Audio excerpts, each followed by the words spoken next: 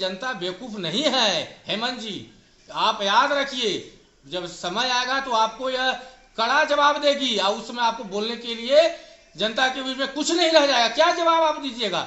उपचुनाव कराते हैं, कोरोना नहीं आती है, फंड की कमी नहीं होती है, पंचायत चुनाव नहीं होना, ये जनता के साथ छलावा है। आलमगीर आलम मंत्री जो हैं वो कुछ बोलते हैं और रामेश्वर उरांव जी कुछ और बोलते हैं, और इससे जनता के बीच में एक अलग गलत मैसेज का प्रवाह हो रहा है।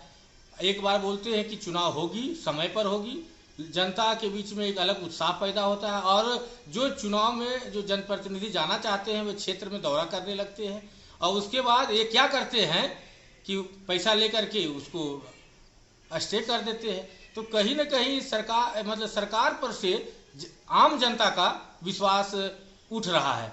हम सब मांग करते हैं कि अविलंब आप चुनाव कराइए, नहीं तो विधानसभा में दोबारा आप नहीं जा पाएंगे। जनता बहुत ज़्यादा उपेक्षित है और आपसे बहुत ज़्यादा दुख भी प्रकट कर रही है। इसलिए जनता की आवाज़ बन करके हम आह्वान करते हैं आपसे कि आप अविलंब चुनाव कराइए, नहीं तो अगले बार आप सत्ता में नहीं जाएंगे, और इसके लिए जिम्मेवार हेमंत और हेमंत की टीम। 2 बार चुनाव टाल दिया गया है, तो जो सूत्रों से पता चल रहा है कि जनप्रतिनिधियों से पैसा लेकर के टाला जा रहा है, और आम जनता में भी चर्चा है।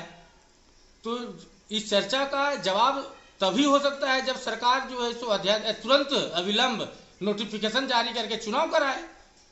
और हमको जो मेरी जो जानकारी है कि जनवरी में अगर चुनाव की घोषणा जनवरी से पहले नहीं होती है तो यह 5 से 6 महीना टला जाएगा। तो फिर ये पैसे का काम करेंगे और पैसा लेकर के एक्सटेंड करने का काम करेंगे, तो आम जनता तो पीसी जा रही है, विकास अवरुद्ध हो रहा है। और जनता हम जो पता है कि यहाँ प्रधानमंत्री आवास हो, वृद्धा पेंशन हो, बहुत सारे में आम जनता को लूटा जा रहा है। और जब चुनाव का भय जब जनप्रतिनिधियों पर होता है तो वो निस्वार्थ भाव से ईमानदारी से काम करते हैं। तो ये जनता बेवकूफ नहीं है हेमंत जी, आप याद रखिए, जब समय आएगा तो आपको यह कड़ा जवाब देगी और उसमें आपको बोलने के लिए जनता के बीच में कुछ नहीं रह जाएगा। क्या जवाब आप दीजिएगा? उपचुनाव कराते हैं, कोरोना नहीं आती है, फंड की कमी नहीं होती है, लेकिन जब पंचायत चुनाव कराते हैं तो फंड की कमी आ जाती है।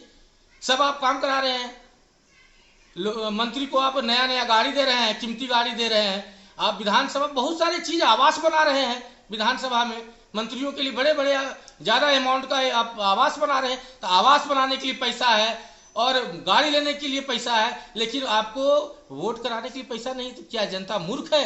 जनता में भी लोग पढ़े लिखे हैं और समझते हैं कि आप उनको छलने का काम कर रहे हैं, धोखा देने का काम कर रहे हैं। आने वाला समय आपके लिए मुश्किल बना होगा।